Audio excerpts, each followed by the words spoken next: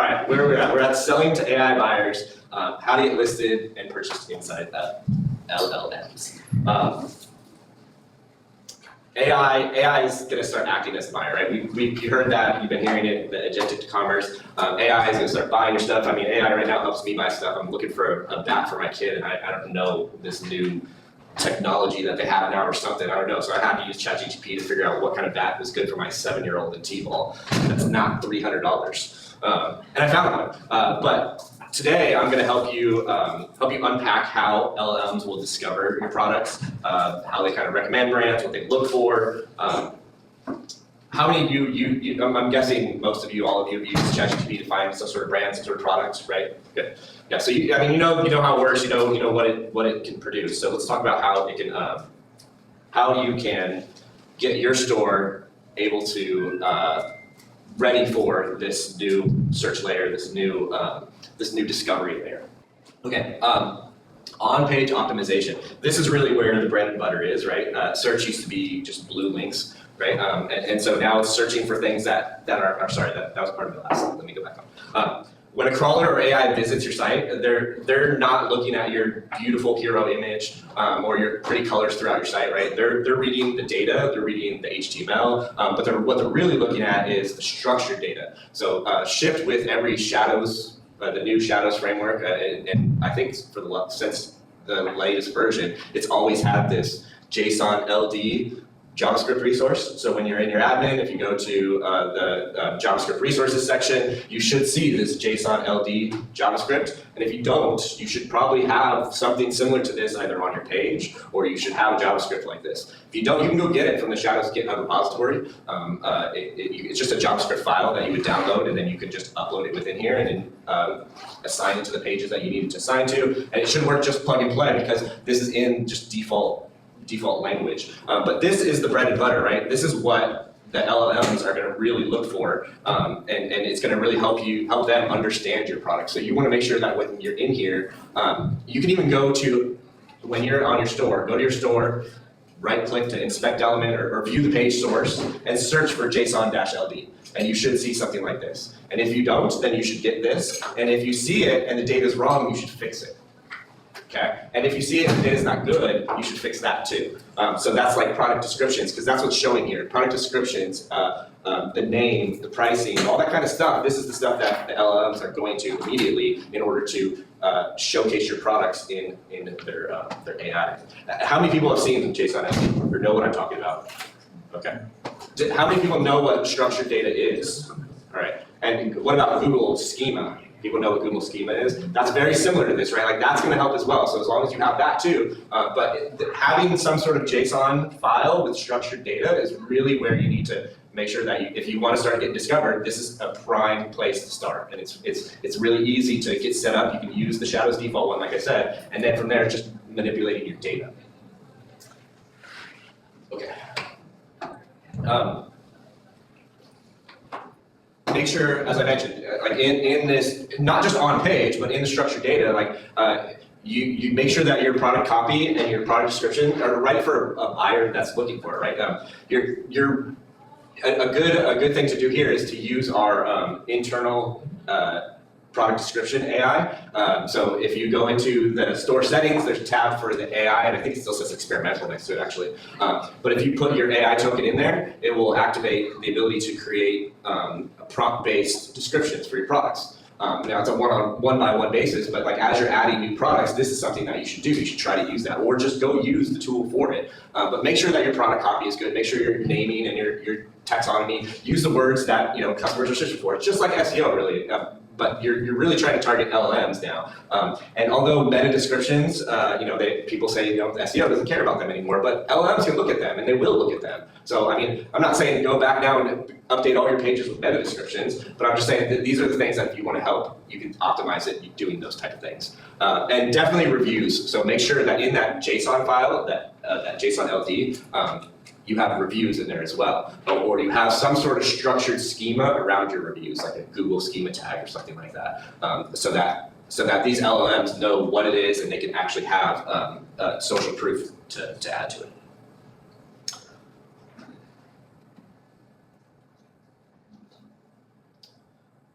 So when we talk about AI buyers, there's only a handful of them, right? We've got ChatGPT, Claude, Perplexity, Google. There's a couple others, and they're not all equal. So ChatGPT, I'd say, is the most consumer one. It's the one that's coming out with agentic first, and the one that PayPal is integrated with as well. And this is the most direct commerce. Then you have Perplexity. It's more search forward, constantly crawling, synthesizing the live web content. And it relies on good structured data because it's Google's the one who created it, so they know their structure. That's what structured data was, right?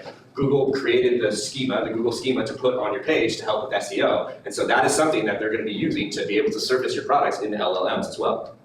I think Claude, like I said, it's the most conservative out of most of them. But the bottom line is that the characteristics could change, right? Like this topic is evolving rapidly, and someone else could try to do the same stuff as ChatGPT and start selling products in there. So you just need to really make sure that your data is structured correctly and that you have correct markup on your pages as well. Another valuable tool that ChatGPT and other LLMs will take is a product feed. So everyone usually uses your product feeds for things like Google Merchant or Meta or TikTok Shop or anything like that. Well, ChatGPT actually has a spec for their product data feed. Oh no, that's not it. Yes. So getting listed in ChatGPT, there's two ways, right? You get listed, like you can sell things, that's agentic commerce, or you can just make sure that they can discover your products. And they have a product spec feed that works with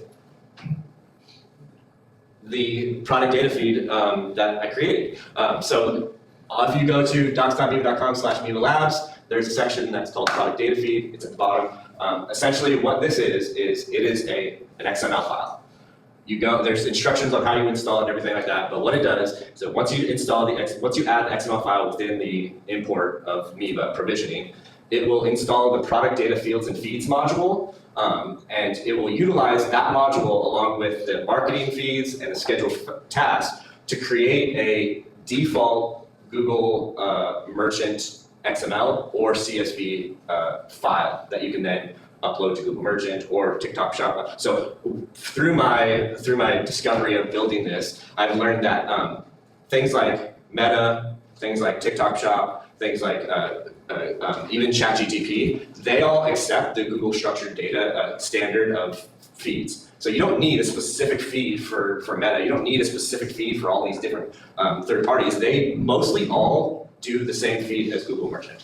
And so that's how I set this up. I set up a CSV file and an XML file, and there are instructions and a really good README file that's created by AI. But if you needed to add fields, but you shouldn't need to, because like Google Merchant, they just say, hey, here's all the stuff that we need. All of that default stuff is in there. If there is extra stuff, yeah, you would need to go in and adjust the template here and there, but there's instructions on the docs that will hopefully guide you in the right direction of how to do that. But if not, that's something that I can support you with, or another developer can support you with updating this, but this should get you at least the default.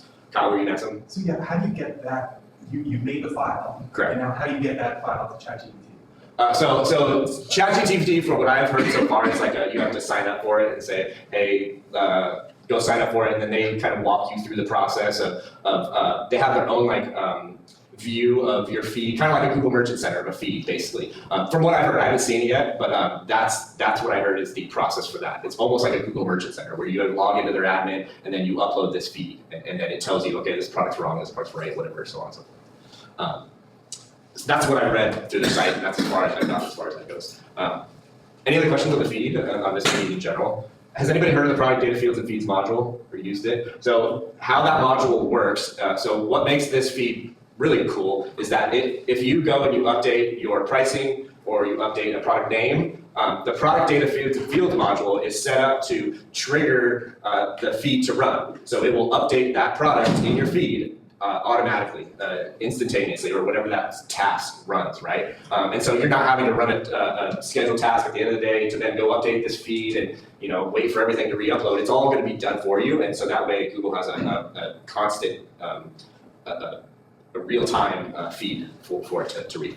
So that's what's really great about the product, the Fields and Feeds module. And you should be able to use this directly with ChatGPT from everything that I've read and done my research on. That being said, I'm going to bring up Brennan to talk a little bit more about the integration that we have with PayPal. Okay, so we have to do a lot with PayPal, and in order to enable this, the key part to it is payment, right? How is the customer going to pay you via when they're checking out via this app? And so between OpenAI, ChatGPT, Gemini, Anthropic, who did this? Claude, I got Claude. Between all the different AI models, they're all working on their own standards for how you get them the product data. They're always similar, but then their own standards for how you actually calculate tax, calculate shipping, and pay via checkout. So what PayPal is doing is they're building their own, I guess you call it middleware. I don't know if they would want me to call it that, but they're building their own product around that we're going to integrate with. So Miva as a company is going to integrate with PayPal's product. And what they're going to do is it's a single place for us to upload the product data, and then that product data gets pushed out to the different LLMs, right? The different ChatGPT, Claude, Anthropic, all those things. So the benefit to that is, so Nick was talking about this feed, and like Kyle asked, how do you get the feed into the different into ChatGPT? The one way to do it would be to generate the feed and go manually upload it to ChatGPT. But I think that's a baby step towards a broader vision. These tools are also new. So the longer term vision is you click a button in Miva. That button will take your products and send it to this PayPal interface. PayPal will then push those products out to the different LLMs that you want to have your products listed on. So that's kind of like the first step is a very seamless integration where you don't have to do anything. The feed's great, but it would make the feed that you wouldn't need it to do it manually, right? It's kind of like, everyone's familiar with Google Merchant Center because you kind of have to be, right? You create the feed, you upload it, but then Miva eventually created its own integration with Google Shopping, where you can click a few buttons and it does it for you. So it's kind of that next iteration. So that's on the product side, and then on the payment side, we're limited to what these different tools will support on the payment side, but right now it's PayPal and Stripe, so we're leaning heavily into PayPal. And what will happen is your product, so someone discovers your product via ChatGPT, and once it's enabled, they call it instant buy or instant checkout on ChatGPT. I think Anthropic has a different name for it, but right, it goes beyond just listing and showing your products. There's a new button there that says buy, and customers can purchase straight from there. And then the integration between ChatGPT and PayPal kind of handles the heavy lifting, with Miva kind of sitting in the middle. So what happens there is the customer hits purchase, they make a call back to Miva, right, our integration with PayPal, and it calculates tax, right? It creates a basket, it calculates tax and shipping, sends information back to the LLM, displays it here, right? So in a screen like this, displays it here, and then the customer can check out, and the payment is going to be tied to the customer's card that they have stored in these LLMs, and it's going to go through PayPal and it'll ultimately go back to your Miva store, and the order will look just like a regular order in Miva, where the card was charged. It has the order items, tax and shipping. You go through the normal fulfillment process. So you can think of this as think of it like an Apple Pay or like an Amazon Pay or PayPal Express Checkout, right? It's a payment that happens as part of a different process, but it's still tied into Miva. And then if you're familiar with Apple Pay at all, right? You pull out Apple Pay on your phone, tax gets calculated automatically, you have a drop down for shipping, right? Think of that as the LLM, and then the order just gets created and it works just like any other order. So none of that exists yet. It's still very early, right? And OpenAI, they said recently they're slowing their progress on commerce, but they're still moving forward, but not as fast as they were. I think they're changing their strategy around it a little bit. So there's a grand vision for it, but none of it is quite there yet. I would imagine this time next year, we're at Camp Miva, this will all be baked out. We'll be talking about these tools. They'll be available to use. But that's kind of the direction we're heading, and the industry's heading. Yeah, and it should be really slick and really easy. It's another place to customers buy products and make it easy.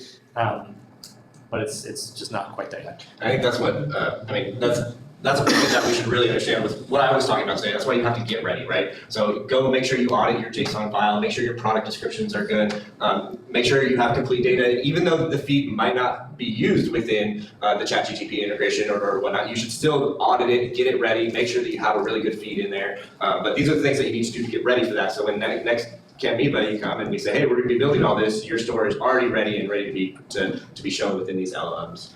And so that is all I have